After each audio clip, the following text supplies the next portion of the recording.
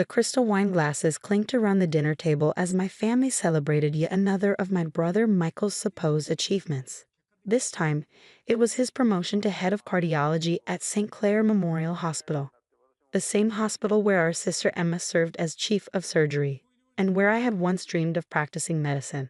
To Michael, our father raised his glass, his chest puffing with pride, following in my footsteps and exceeding all expectations.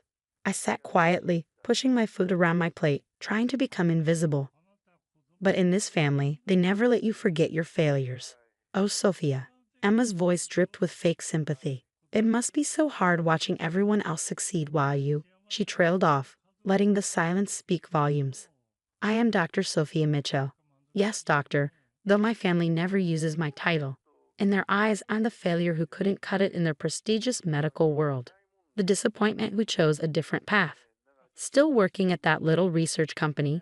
Michael asked, not bothering to hide his condescension. What do you do there again? Paperwork? I took a slow sip of wine before answering. I'm the head of medical research and development at Innovix Pharmaceuticals. Oh please, Emma rolled her eyes. That's not real medicine. You don't even see patients. Our mother nodded in agreement. Darling, we've always said you could try applying to St. Clair again. Maybe start as a resident? I'm sure your father could pull some strings. The suggestion made my stomach turn. 10 years ago, I had been a promising young doctor, top of my class at medical school. But I saw something my family couldn't, or wouldn't see. The medical system needed more than just surgeons and specialists. It needed innovation, research, new treatments. I'm perfectly happy where I am, I replied calmly. Happy? My father scoffed. Mitchell doctors don't settle for happy. We strive for excellence. Your siblings understand that. Michael just performed groundbreaking heart surgery last week. Emma's department is the best in the state. And what have you done lately? Emma added with a smirk. Filled out some spreadsheets. If they only knew, the spreadsheets I've been working on for the past 5 years were about to change everything. But I kept quiet, remembering the confidentiality agreement I'd signed. The dinner dragged on, a parade of subtle jabs and not-so-subtle reminders of my perceived inadequacy. Michael bragged about his new Porsche. Emma showed off her latest designer watch, and my parents beamed at their successful children. Finally, I couldn't take it anymore. Actually, I said, standing up, I should go. Big day at work tomorrow. Oh, Michael raised an eyebrow. Someone's filing cabinet need organizing. They all laughed, the sound echoing off the expensive wallpaper of our family home. I grabbed my coat and left without another word, their laughter following me out the door. What I didn't know was that tomorrow would change everything.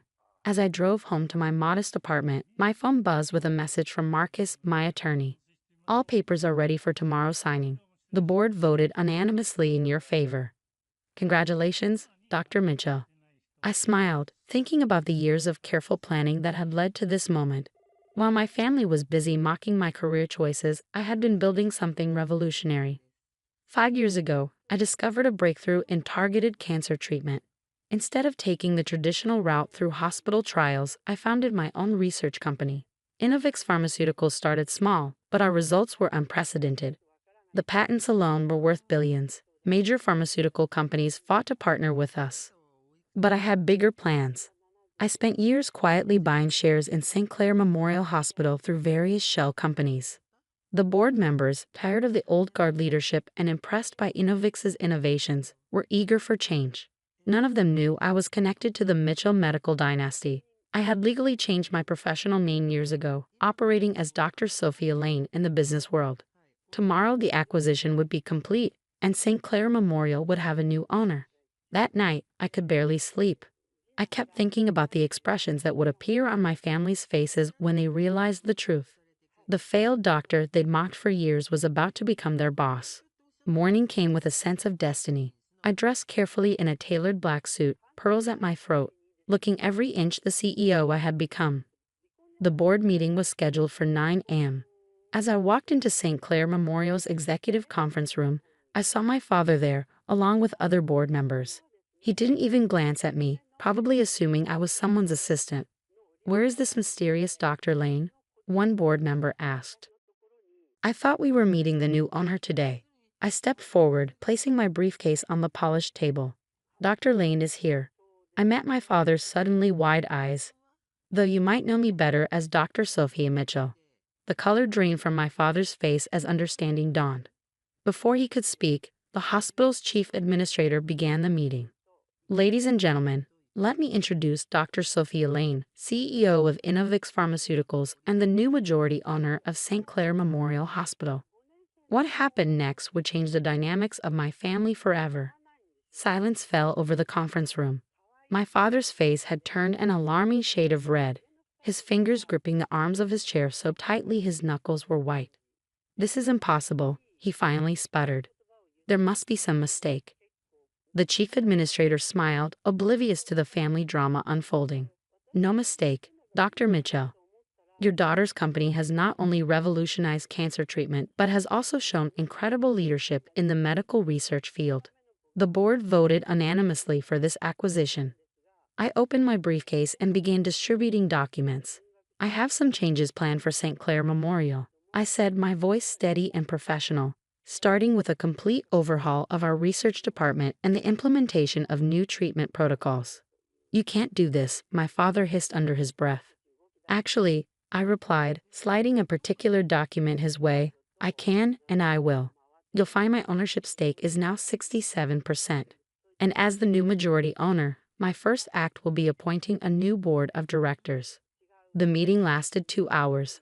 I outlined my vision for the hospital, integrating cutting-edge research with patient care, establishing new treatment centers, and creating a more collaborative environment between departments.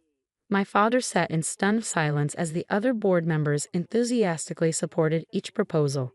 His power, his influence, his control, all of it was slipping away.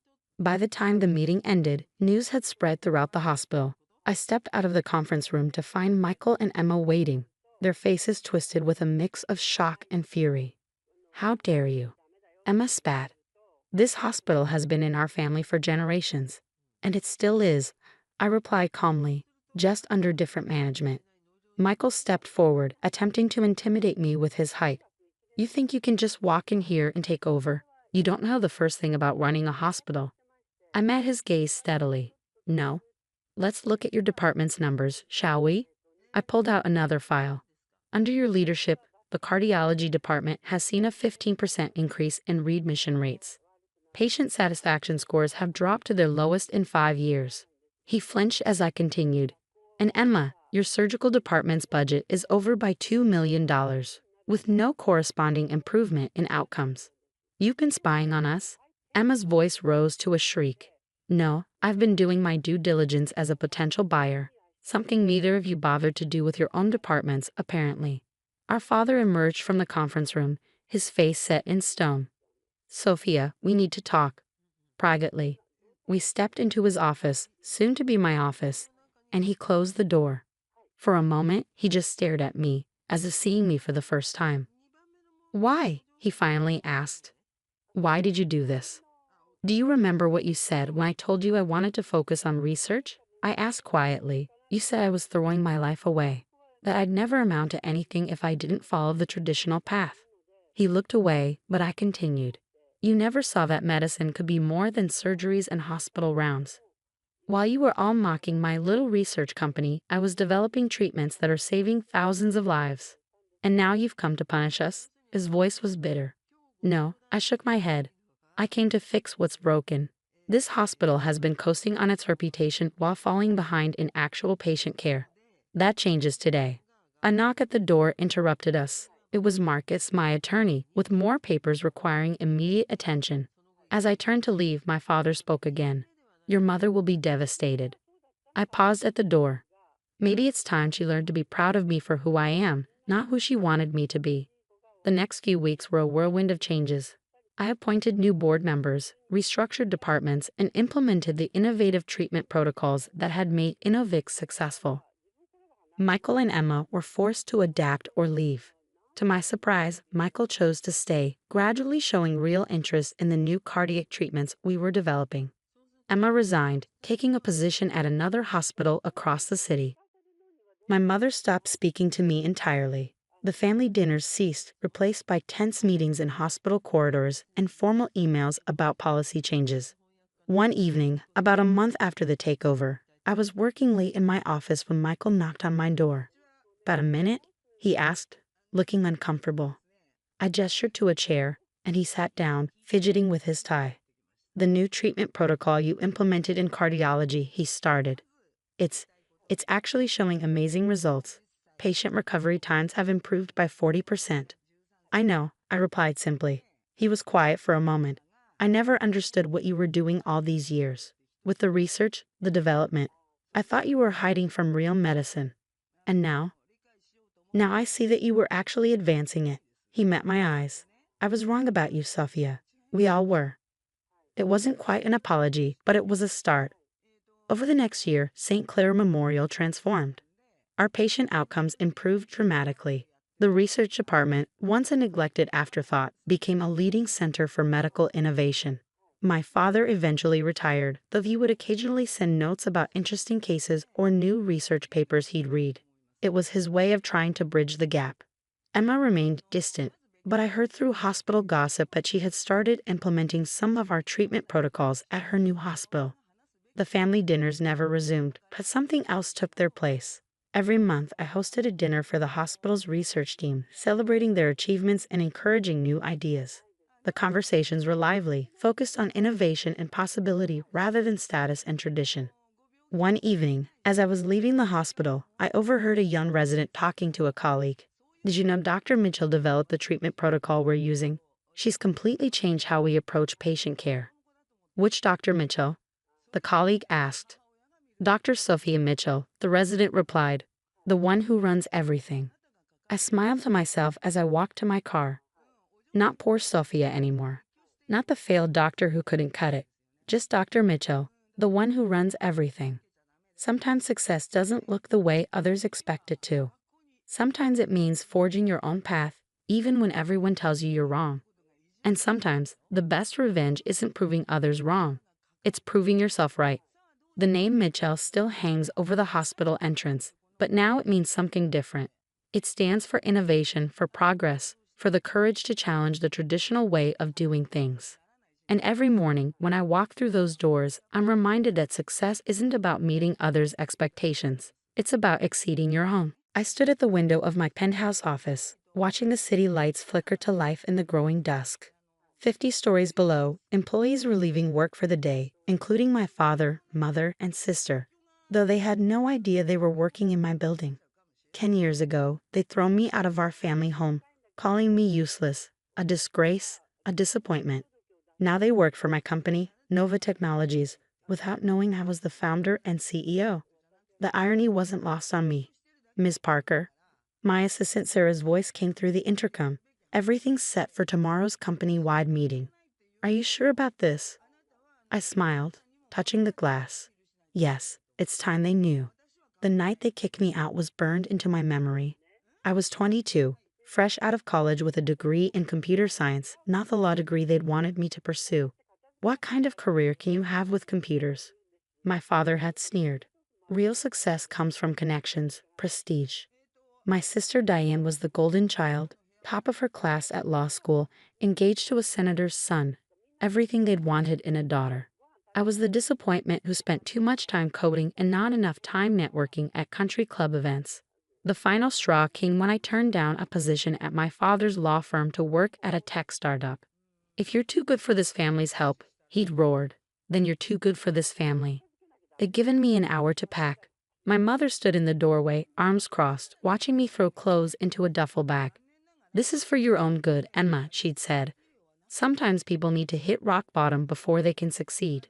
Diane had smirked from behind our mother. "Maybe now you'll learn what real life is like instead of playing with computers all day." I left with $200 in my pocket, a laptop, and an idea that would change everything. The startup I joined was working on revolutionary AI technology, but their management was a mess. Within 6 months, they were on the verge of bankruptcy. That's when I saw my opportunity. I approached venture capitalists with a plan to buy out the company and restructure it. They were skeptical at first. I was young, unknown, with no business experience. But my pitch was solid, my understanding of the technology unmatched. I got the funding. By 25, I had turned the failing startup into Nova Technologies, now one of the fastest growing tech companies in the country. But I kept my identity private, operating through a series of holding companies. The public face of Nova was our COO, while I worked behind the scenes. 3 years ago, Nova bought the downtown office building where my father's law firm was struggling to pay rent. Instead of evicting them, I had my HR department offer them positions. My father became our legal counsel. My mother joined as an office manager. Diane, whose prestigious law career had stalled, took a position in our contracts department. I watched them through the building's security cameras sometimes. My father, his hair now more gray than black, hustling through the lobby each morning. My mother organizing office parties, trying to network her way up the corporate ladder. Diane, her designer suits a little less pristine these days, always looking slightly desperate to prove herself. They loved working at Nova. I heard them bragging about it at family events I wasn't invited to, information gathered through the extensive network I built over the years. A truly professional environment, my father would say. Finally, a company that recognizes talent, my mother would add. If they only knew that the mysterious CEO they speculated about was the daughter they'd thrown away. Now, standing in my office on the eve of the biggest revelation of my life, I thought about the journey. The nights spent sleeping on friends' couches while coding. The meals skipped to pay for server space. The endless meetings with investors who couldn't see past my age and gender. Sarah knocked softly before entering. The presentation is ready for tomorrow. All employees have been notified of the mandatory meeting. I turned from the window. How many people do we have now? Just over 3,000 in this building alone, she replied. Your family is scheduled to be in the front row. I nodded, picking up a framed photo from my desk, the only personal item in my minimalist office. It showed a much younger me at my college graduation, before everything fell apart. I was smiling, unaware that within months my family would disown me. Miss Parker. Sarah's voice was gentle. Are you having second thoughts? I set the photo down. No, they need to know who they've been working for, who they threw away. The company meeting tomorrow wasn't just about revealing my identity. We were announcing Nova's latest innovation, an AI system that would revolutionize legal research. The irony was perfect. The daughter they dismissed as useless had created something that would transform their precious legal profession. My phone buzzed, an email from my father, sent to his department head. Looking forward to finally meeting the CEO tomorrow. I have some suggestions about restructuring the legal department. I smiled. He still thought he knew best, still believed his connections and traditional approach were the key to success. Tomorrow would change everything. Sarah handed me a folder. Your speech for tomorrow. Though I suspect you won't need it. 10 years, I mused, taking the folder. 10 years of building this company, of watching them work here without knowing. Tomorrow they'll finally understand what they threw away. But as I looked out over the city again, I realized this wasn't about revenge. It was about showing them, showing everyone, that success doesn't always look the way they expect. Sometimes it comes from the person they least expect, the one they underestimated, the one they call useless. Sarah, I called as she reached the door. Make sure the security team is ready. Tomorrow might get emotional. She nodded, understanding. We both knew that when my family realized who really owned Nova Technologies, who really signed their paychecks, who really controlled their futures, the reaction would be explosive. But I was ready. I hadn't built an empire by being afraid of confrontation. Tomorrow, the daughter they'd thrown away would show them exactly what useless looked like. The company auditorium was packed. 3,000 employees filled every seat, the air buzzing with anticipation. For 10 years, Nova Technologies' CEO had remained a mystery. Today, that would change. I watched through the two-way glass of the preparation room as my family took their places in the front row. My father straightened his tie, probably rehearsing whatever speech he planned to give the CEO about legal department improvements. My mother smoothed her skirt, no doubt planning to mention her many social connections. Diane checked her makeup, likely hoping to finally meet the person who could advance her stalled career. 2 minutes, Sarah murmured, handing me a bottle of water. I took a sip, studying my reflection. Gone was the uncertain 22-year-old they'd thrown out. In her place stood a CEO in a perfectly tailored suit, someone who controlled not just a company, but an empire. The COO took the stage, beginning his introduction. I waited in the wings, listening to him list Nova's achievements, the AI innovations, the market dominance, the revolutionary new legal research system we were announcing today. And now, he said, the moment you've all been waiting for. Please welcome Nova Technologies founder and CEO. I stepped into the spotlight. The auditorium fell silent.